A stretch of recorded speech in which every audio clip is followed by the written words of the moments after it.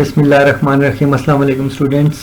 Today हम जो है we are going to learn the types of system calls. हमने लास्ट टाइम सिस्टम कॉल के बारे में पढ़ा था, उसकी बहुत सारी एग्जांपल्स हमने स्टडी की थी। होपफुली आपको अंडरस्टैंड हो गया होगा। आगे हम चलते हैं। ओके स्टूडेंट्स, हम बात करते हैं प्रोसेस। सिस्टम कॉल क्या होती है? अब सिस्टम को जब भी कॉल किया जाता है तो प्रोसेस कंट्रोल के हिसाब से बात कर लेते हैं। मसलन कोई प्रोसेस जो है एंड हो गया, ठीक है, अगर एक प्रोसेस जो है ख़त्म हो गया या अबॉर्ट हो गया, किसी वजह से वो टर्मिनेट हो गया, तो ऐसी सूरत के अंदर ये जो काम है, ये प्रोसेस को एंड करना है, ये आपके ऑपरेटिंग सिस्टम ने प्रोसेस को टर्मिनेट करना होता है। प्रोसेस खुद अपने आप को टर्मिनेट नहीं करता, अलबत्ता प्रोसेस एक सिग्नल दे देता है ऑपरेटिंग सिस्टम को कि उसका काम फिनिश हो गया है, ठीक है। और ऑपरेटिंग सिस्टम बेसिकली खुद मॉनिटर करता है, थ्रू रजिस्टर्स उसको मॉनिटर करता है। इंशाल्लाह हम लोग किसी एक लेक्चर के अंदर ये चीज़ें हम डिस्कस करेंगे कि ऑपरेटिंग सिस्टम के जो रजिस्टर्स हैं वो किस तरह वर्क करते हैं। वो थोड़ा सा मैं आपको इंट्रोडक्शन उसका दे दूंगा, ठीक है, कि ऑपरेटिंग सिस्टम जब किसी प्रोग्राम को एग्जीक्यूट करता है तो वो जो छोटी मोटी चीज़ें हैं वो मैं आपको बता दूंगा कि किन किन रजिस्टर्स के अंदर क्या क्या वैल्यू स्टोर करता है और किस तरह एग्जीक्यूट करता है, ताकि ये चीज़ें भी आपको क्लियर हों।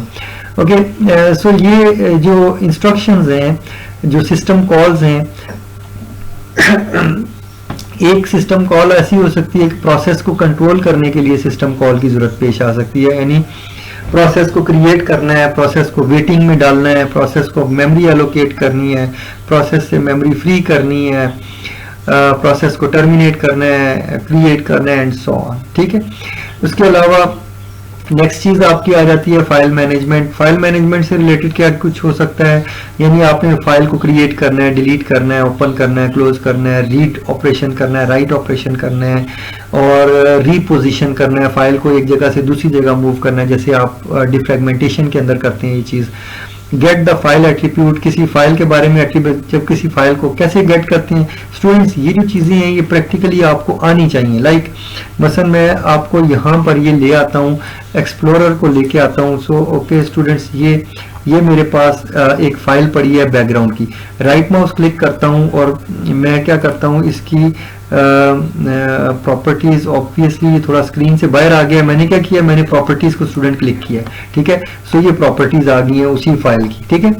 तो आप देखिए इसके अंदर वो क्या कर रहा है, मुझे इंफॉर्मेशन दे रहा है बहुत सारी। मसलन वो बता रहा है कि ये एक जेपीजी की फाइल है, यानी पिक्चर की फाइल है, ठीक है, और ये फोटोज के अंदर ओपन होती है ये फाइल। वो ये भी बता रहा है किस प्रोग्राम के साथ ये ओपन होगी, ये बता रहा है, ठीक है। इसी तरह अगर मैं डिटेल्स के अंदर जाऊं तो मुझे मुख्तलिफ डिटेल्स बताता है। वो कहता है इसकी डायमेंशन क्या है, इसकी डायमेंशन ये है, इसकी विड्थ इतनी है, हाइट इतनी है एंड सो ऑन, और इसके अंदर डॉट पर इंच जो है वो इतना है, और बिट जो है ना डेप्थ इसकी 24 बिट की आपकी पिक्चर है। सो स्टूडेंट्स आप देख रहे हैं कि ये मुख्तलिफ इंफॉर्मेशन जो है मुझे दे रही है फाइल के बारे में। गेट द एट्रीब्यूट्स, ये जो मैंने चीज़ें गेट की ये एट्रीब्यूट्स हैं, ठीक है। सो फाइल के बारे में, और ये कि फाइल रीड ओनली है, राइट हो सकता है एंड सो ऑन, ये सारे यहीं पर, ये जो मैंने आपको अभी दिखाया था ये यहीं पर आप इसको देख सकते हैं। नेक्स्ट चीज स्टूडेंट है डिवाइस मैनेजमेंट, ठीक है। किसी भी डिवाइस को अगर आपने मैनेज करना है तो क्या कर सकते हैं आप, डिवाइस की आप, ये कौन करेगा, ये कोई प्रोसेस होगा जो क्या करेगा, डिवाइस को रिक्वेस्ट करेगा, डिवाइस के लिए रिक्वेस्ट करेगा। यानी फर्ज करें एक प्रोसेस है जो कहता है कि जी मुझे प्रिंटर की रिक्वायरमेंट है। क्यों, कब कहेगा, जब आप माइक्रोसॉफ्ट वर्ड के अंदर प्रिंट की कमांड देगी, आप कहेंगे प्रिंट करो, कंट्रोल पी करके ओके करेंगे, प्रिंट चला गया। अब ये क्या कर रहा है, ये प्रोग्राम जो है रिक्वेस्ट कर रहा है प्रिंटर की। अगर प्रिंटर अवेलेबल है तो प्रिंटिंग शुरू हो जाएगी, अगर नहीं अवेलेबल है तो क्या होगा, आपकी जो रिक्वेस्ट है वो क्यू में लग जाएगी। ओके सो इस तरह से आपका ऑपरेटिंग सिस्टम वर्क करता है। और जब आपकी प्रिंटिंग खत्म हो जाएगी फर्ज करें, तो वो डिवाइस को रिलीज कर देगा। अगेन अगर मैंने प्रिंटर के हवाले से बात की है, इसमें हार्ड डिस्क की, यूएसबी की, किसी भी डिवाइस की बात हो सकती है। और किसी भी डिवाइस को एक प्रोसेस एट वन टाइम एक प्रोसेस एक्सेस कर सकता है, एक से ज्यादा प्रोसेस मल्टीपल एक्सेस होती है। बट स्टूडेंट्स वो जो है एक एग्जीक्यूशन उनके दरमियान में स्विचिंग होती है, तब वो मल्टीपल एक्सेस होती है, ठीक है। सो इसको मैनेज किया जाता है। आगे चल के हम इसको डिटेल के अंदर ये चीज़ें पढ़ेंगे कि जो टाइम शेयरिंग या इस तरह की चीज़ें कैसे काम करती हैं। अभी हमने माइनर सा थोड़ा बहुत जो टाइम शेयरिंग सिस्टम है उसके अंदर हमने थोड़ा बहुत इसके बारे में पढ़ा था। ओके, डिवाइस मैनेजमेंट के बारे में, और डिवाइस के ऊपर से आप डेटा रीड कर सकते हैं, राइट कर सकते हैं, रिपोजिशन कर सकते हैं, एंड सो ऑन। कई ऑपरेशंस हैं, यानी इस तरह लॉजिकली डिवाइसेस को अटैच कर सकते हैं, लॉजिकली डिटैच कर सकते हैं डिवाइसेस को, एंड सो ऑन। अब सिस्टम कॉल्स की बात करते हैं। अभी हम टाइप्स ऑफ सिस्टम कॉल्स की बात कर रहे थे, ये हमने बात की, ये अगेन शायद दोबारा लिखा हुआ आ गया, इसकी जरूरत नहीं है हमें। ओके, सो नेक्स्ट हमारे पास जो टाइप है सिस्टम कॉल की, वो ये वाली है, इंफॉर्मेशन मेंटेनेंस। किसी भी इंफॉर्मेशन को मेंटेन करने के लिए हमें सिस्टम कॉल करने की जरूरत पेश आ सकती है। हम सिस्टम कॉल कर सकते हैं, मसलन अगर आपने सिस्टम का टाइम गेट करना है, याद रखिएगा ये सिस्टम का टाइम जो है आम यूजर गेट नहीं कर सकता, ना सेट कर सकता है, ये याद रखिएगा। गेट तो शायद यूजर कर सकता है, बट सेट नहीं कर सकता। टाइम सेट करना सिर्फ एडमिनिस्ट्रेटर टाइम सेट कर सकता है। अगर आपके पास एडमिनिस्ट्रेटिव प्रिविलेजेस नहीं है तो आप सिस्टम का टाइम सेट नहीं कर सकते। फॉर एग्जांपल, जब आप अपने लैब के अंदर आप लॉगिन किया होता है तो आप अपने सिंपल यूजर से लॉगिन हुए होते हैं, वहां पे कभी आप डेट अपनी सेट करके देखिए तो वहां पे आप डेट को चेंज नहीं कर पाएंगे। ओके, लेकिन अगर आप अपने लैपटॉप पे या अपने सिस्टम पे घर में काम कर रहे हैं तो वहां पे आप कर सकते हैं, क्योंकि वहां आप एडमिनिस्ट्रेटर के तौर पे लॉगिन होते हैं। लेकिन लैब के अंदर आपके पास एडमिनिस्ट्रेटिव राइट्स नहीं होते, आप एक स्टैंडर्ड यूजर के राइट्स के साथ जो है लॉगिन हुए होते हैं, उनके क्रेडेंशियल्स के साथ लॉगिन हुए होते हैं सिस्टम के ऊपर। Okay, so gate system data, set system data and so on, ये सारी चीजें आप समझ रहे हैं। नेक्स्ट स्टूडेंट ये हो सकता है कि कोई कम्युनिकेशन करानी है, यानी क्रिएट कम्युनिकेशन कनेक्शन, यानी एक कनेक्शन बनाना है, तो ये भी याद रखिएगा एक सिस्टम कॉल होगी। ऑपरेटिंग सिस्टम कनेक्शन बनाएगा, ऑपरेटिंग सिस्टम हार्ड की, याद रखिए कनेक्शन बनाने के लिए आपको नेटवर्क कार्ड की जरूरत पेश आएगी। सो ऐसा हो सकता है अगर आप ओवर द नेटवर्क कनेक्शन बना रहे हैं। अगर आप जस्ट दो प्रोसेसेस के बारे में कम्युनिकेशन, तो वो डिफरेंट तरीके से हो सकती है। और delete communication connection and so on, transfer status वगैरह, ये सारी चीज़ें जो है ना आपकी ऑपरेटिंग सिस्टम जो। और अच्छा, एक मज़े की बात आप ये देख रहे हैं कि ऑपरेटिंग सिस्टम जो है ना हर चीज़ को ट्रैक कर रहा है। ये देख रहे हैं आप, ऑपरेटिंग सिस्टम चाहे कोई भी चीज़ है, हर तरह की इंफॉर्मेशन अपने पास जो है ट्रैक करता है। और अगर आप ऑपरेटिंग सिस्टम को अलाउ करेंगे तो वो इन चीज़ों को लॉग भी करने लग पड़ेगा। और लॉग यानी ये होगा कि एक टेक्स्ट फाइल के अंदर वो डेटा को रखने लग पड़ेगा। बाद में अगर आप उस टेक्स्ट फाइल में से ओपन करके देखना चाहें कि किस वक्त क्या एक्सेस, किसने किस चीज़ को एक्सेस किया, या कोई इस तरह की बहुत सारी चीज़ें हमें ज़रूरत होती हैं स्टैटिस्टिक्स के लिए, तो हम ये इन चीज़ें देखते हैं। Okay, clear. सो हमारे पास ये चीज़ें हैं। थिंक मैं इसको यहाँ से डिलीट कर लेता हूँ और इन दोनों को हम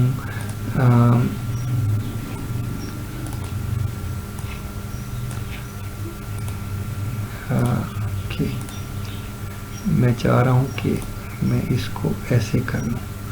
okay, now it is okay. इसको भी डिलीट कर, नहीं सॉरी, नहीं ऐसे ठीक है, बट हमें करना ये चाहिए कि इसको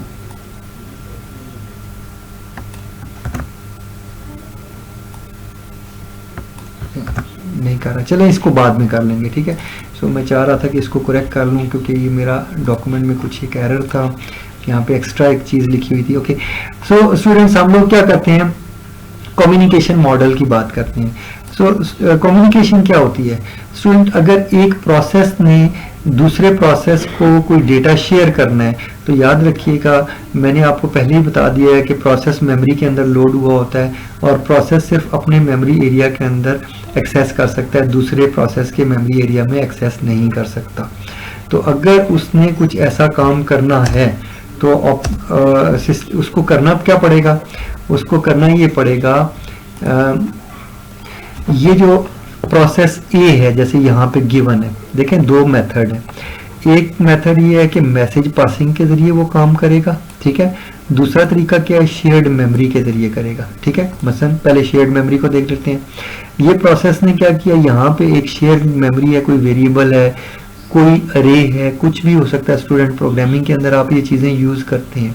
ये प्रोसेस क्या करता है ये इस शेयर्ड मेमोरी के अंदर ये डेटा रखता है और ये जो है यहाँ से डेटा उठा के ले जाता है। उस सूरत में ये प्रोसेस जो है ये इसके अंदर डेटा जो है प्रोड्यूस कर रहा है और ये जो है ये डेटा कंज्यूम कर रहा है, ये प्रोड्यूसर कंज्यूमर है या रीडर और राइटर है, ठीक है। आप इस तरह का सिनेरियो, और ये आगे चल के हम लोग ये प्रोसेस सिंक्रोनाइजेशन के अंदर हम ये चीज़ें पढ़ेंगे, ये प्रॉब्लम्स भी डिस्कस करेंगे और इनके सोल्यूशन भी देखेंगे। तो जब डेटा शेयरिंग करनी होती है तो ये हम कम्युनिकेशन के ज़रिए से करते हैं, कम्युनिकेशन मॉडल हम ऐसे है। दूसरा मेथड क्या है कि ये कर सकते हैं कि ऑपरेटिंग सिस्टम क्या करे, एक मेल बॉक्स बना ले अपने पास, ठीक है, और डेटा उठा के इस मेल बॉक्स में अंदर रखे और इस डेटा को उठा के ऑपरेटिंग सिस्टम के मेल बॉक्स में रख दे और ऑपरेटिंग सिस्टम को बताया कि मैंने डेटा कम्युनिकेट, अब ऑपरेटिंग सिस्टम इनका डेटा कम्युनिकेट करवा रहा है। यहाँ से डेटा इसने यहाँ पे रखा और इस डेटा को ऑपरेटिंग सिस्टम क्या करेगा, और ये डेटा जाहिर बात है ये प्रोसेस यहाँ से डेटा इधर नहीं रख सकता, ये ज़हन में रखिएगा। ये मत सोचिएगा कि प्रोसेस ने यहाँ से डेटा उठाया, नहीं, प्रोसेस ने सिर्फ ये कहा है कि ये मेरा मेल बॉक्स है। कर्नल ने क्या किया, यहाँ से डेटा उठाया है और अपने पास रखा है, यानी एक्यूमुलेटर के अंदर रखा है या कहीं पे भी रखा है, उसने यहाँ स्टोर किया है और इस डेटा को उठा के फिर उसने क्या किया है कि इस प्रोसेस के मेल बॉक्स के अंदर रख दिया है। इस तरह डेटा यहाँ से यहाँ पे पहुँच गया है और ये कम्युनिकेशन सक्सेसफुली होगी और विदाउट एनी एरर और विदाउट एनी प्रॉब्लम होगी है। और इसको हम आगे चल के प्रोसेस सिंक्रोनाइजेशन उन चीज़ों के अंदर हम पढ़ते हैं। यहाँ पे सिंक्रोनाइजेशन की ज़रूरत है। इन दोनों प्रोसेसेस के दरमियान डेटा यहाँ से जब यहाँ पे मूव होगा तो हमें इसके किसी प्रोग्राम की ज़रूरत है जो कि क्या करेगा, इन दोनों के दरमियान में सिंक्रोनाइजेशन बनाएगा, यानी डेटा को इधर से इधर भेजेगा या यहाँ से ये इसको डेटा लिखने देगा और इसको डेटा कॉपी करने देगा, ठीक है। तो ये इसके इन दोनों प्रोसेसेस के दरमियान सिंक्रोनाइजेशन के लिए एक प्रोग्राम होना चाहिए। यहाँ पे भी सिंक्रोनाइजेशन का एक प्रोग्राम होगा और यहाँ पे भी होगा, ठीक है। अगर यहाँ पे एक प्रोग्राम होगा तो हो सकता है वो इन दोनों के अंदर ही लिखा हो, प्रोसेस ए और प्रोसेस बी के साथ ही लिखा हुआ हो, ये पॉसिबल है क्योंकि यहाँ पे नॉर्मली आप ऑपरेटिंग सिस्टम को यूज़ नहीं कर रहे, यहाँ आप कर्नल को यूज़ कर रहे हैं, ठीक है। सो आगे चलते हैं स्टूडेंट्स। नेक्स्ट जो हमारा टॉपिक है वो सिस्टम के प्रोग्राम्स हैं। अब सिस्टम के प्रोग्राम्स क्या करते हैं, अब आपको सिस्टम कॉल भी पता चल गया, ये भी सारी चीज़ें पता चल गई। सो स्टूडेंट्स ये आपको अच्छे तरीके से पता चल गया है कि सिस्टम के प्रोग्राम क्या करते हैं, वो ये सारे काम करते हैं। फाइल मैनिपुलेशन करते हैं, स्टेटस नोट करते हैं, फाइल की मॉडिफिकेशन, प्रोग्रामिंग लैंग्वेजेस की सपोर्ट उसके अंदर है, जो जिस तरह की प्रोग्रामिंग लैंग्वेज आप यूज़ करेंगे उस तरह की आपके पास प्रोग्राम्स होंगे। प्रोग्राम को लोड करना, एग्जीक्यूट करना कैसे होगा ये भी आपको मालूम है, आप ये करते हैं। याद रखिएगा प्रोग्रामिंग के आपने कोर्सेज पढ़े हुए हैं, आपको मालूम है कि प्रोग्राम को कैसे एग्जीक्यूट करते हैं, उनको लोड कैसे करते हैं, ये सारी चीज़ें आपको ऑलरेडी मौजूद हैं। कम्युनिकेशन, एक प्रोग्राम से दूसरे प्रोग्राम के दरमियान कम्युनिकेशन कैसे कराते हैं, ठीक है। सो ये मैंने आपको अभी एक्सप्लेन किया है। एप्लीकेशन, प्रोग्राम और सिस्टम यूटिलिटीज़ जो होती हैं वो ज़रूरत होती हैं, डिवाइस ड्राइवर ज़रूरत होते हैं ताकि डिवाइसेस को आप रन कर सकें, ठीक है। सो ये सिस्टम के प्रोग्राम्स हैं जो कि आपके ऑपरेटिंग सिस्टम के अंदर लोड हुए होते हैं। ये सारा काम कौन करता है, ऑपरेटिंग सिस्टम करता है। ऑपरेटिंग सिस्टम क्या करता है, एक तो ये है कि हार्डवेयर को प्रोटेक्ट कर लेता है इस तरीके से, क्योंकि सारे प्रोग्राम ऑपरेटिंग सिस्टम में लिखे होते हैं तो यूज़र जो है वो आपका एक्सेस नहीं कर पाता हार्डवेयर को, ठीक है। सो आपके पास या इंटरप्रेटर होगा या कंपाइलर होगा जो भी ये इस तरह के काम करेगा। स्कीम ऑफ कमांड्स को कैसे इंप्लीमेंट करते हैं, तो कोई इंटरप्रेटर होगा या कंपाइलर होगा और इसके बारे में आपने कुछ पढ़ा हुआ है, ठीक है। All commands are implemented through special system programs, ठीक है। Command file is loaded into memory and executed, ठीक है। ये बात मैं आपको पहले भी कई दफ़ा बता चुका हूँ कि जब तक प्रोग्राम आपका लोड नहीं होगा रैम के अंदर, एग्जीक्यूट नहीं किया जा सकता, ठीक है। और एक सेक्शन से दूसरे सेक्शन के अंदर अक्सर जो है ऑपरेटिंग सिस्टम जंप भी करता है, ठीक है। ओके, नेक्स्ट स्टूडेंट्स हम एक एग्जांपल ले लेते हैं, very very simple operating system, ठीक है। वो कौन सा है, वो MS DOS था। माइक्रोसॉफ्ट ने एक DOS ऑपरेटिंग सिस्टम जो है लॉन्च किया था। इस ऑपरेटिंग सिस्टम ने ऑल्दो के DOS के को या तो कह देते हैं कि सिंपल स्ट्रक्चर है या कहते हैं कोई स्ट्रक्चर नहीं है उसका, ठीक है। सो MS DOS किस तरह से होता था स्टूडेंट्स, MS DOS के अंदर सिस्टम के अंदर 3 फाइल्स होती थी। एक फाइल थी MS DOS .sys ठीक है, दूसरी होती थी io.sys, एक होती थी command.com।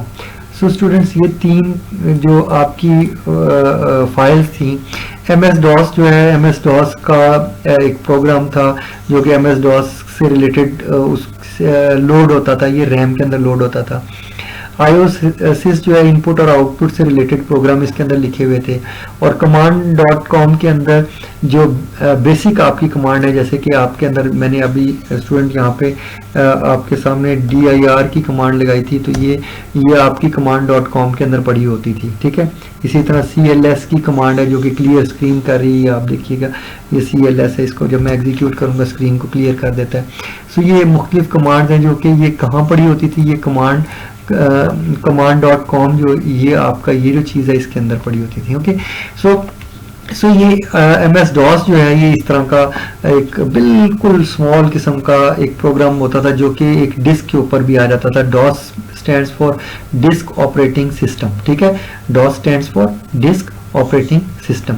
सो ये एक छोटा सा प्रोग्राम था जो कि लेस देन 1 MB के अंदर भी आ जाता था और हम इसके अंदर अपनी कमांड्स रन करके अपना काम निकाल लेते। ये ग्राफिकल नहीं था, लेकिन इसके अंदर कुछ एक्सटर्नल कमांड्स थी जो ग्राफिकल प्रोग्राम्स को भी सपोर्ट करती थी, जैसे माइक्रोसॉफ्ट वर्ड जो था इसके अंदर होता था और उसको आप रन कर सकते थे, ठीक है। इवन वो छोटा सा एक प्रोग्राम होता था जिसके अंदर आप वर्ड प्रोसेसिंग कर लेते थे।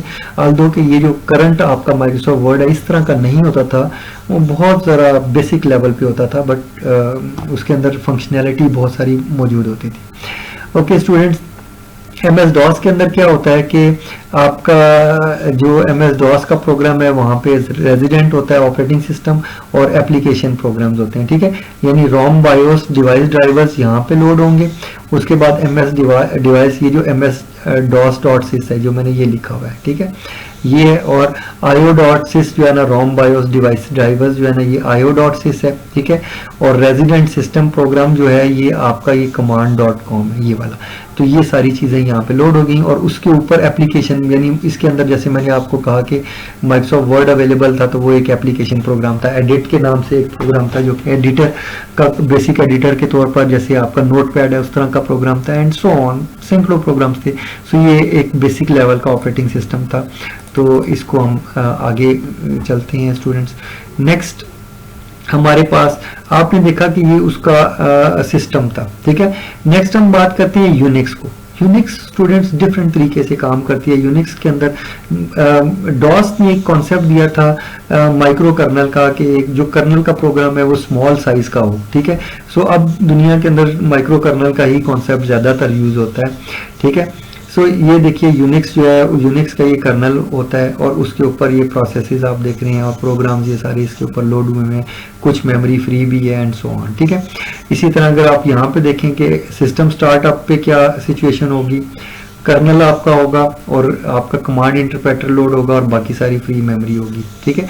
ये इस तरह से होगा और ये MS DOS की हम बात कर रहे हैं।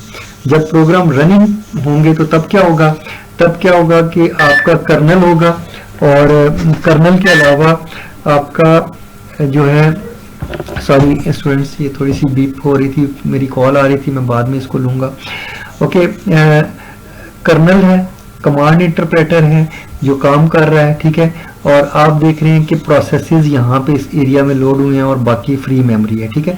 सो ये एक स्ट्रक्चर था। इसके अंदर मैंने MS DOS का सिंपल स्ट्रक्चर भी आपको बताया और यूनिक्स के अंदर जो कॉम्प्लेक्स स्ट्रक्चर है आप देख रहे हैं तकरीबन एक जैसा, कोई खास फर्क नहीं है। सो आप देख रहे हैं वंस अगर बेसिक स्ट्रक्चर डेवलप हो जाए तो हर तरह का स्ट्रक्चर बनाया जा सकता है। अब मोस्ट कॉम्प्लिकेटेड स्ट्रक्चर्स भी क्रिएट किए जा सकते हैं। सो ये आपका सारा आपका आज का लेक्चर था, इसको यहाँ पे हम स्टॉप करते हैं। So that's all for the today. Okay.